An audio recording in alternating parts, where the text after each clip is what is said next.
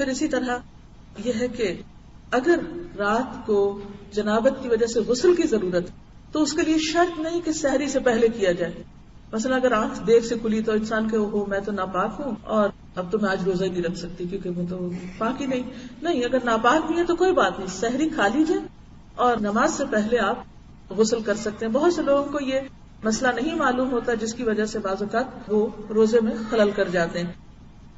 حدیث میں آتا ہے کہ نبی صلی اللہ علیہ وسلم کو بعض اوقات اس طرح فجر ہوتی کہ آپ جنابت کی حالت میں ہوتے, آپ سحری کھا لیتے اور اس کے بعد غسل فرماتے, یعنی فجر کی اذان کے بعد بھی آپ نہا سکتے ہیں.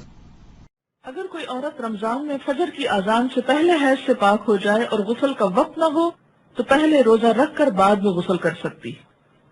لیکن اگر اذان کے بعد پاکی ہوئی ہے, یعنی بعد میں بھی اسپاٹ لگا ہے اور سورج نکلنے کے بعد آپ پاک ہو رہے ہیں اور نہا رہے ہیں اور روزہ آپ صبح سے رکھ چکے ہیں تو وہ روزہ نہیں ہوتا. حضرت ابوبکر بن عبد الرحمن رضی اللہ عنہ سے روایت ہے کہ میں اپنے والد کے ساتھ حضرت عائشہ رضی اللہ تعالی عنہا کی خدمت میں حاضر ہوا.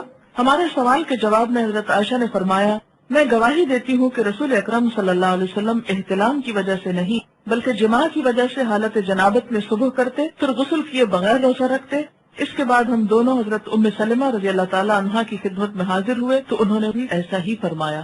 اس سے کیا پتہ چلتا ہے؟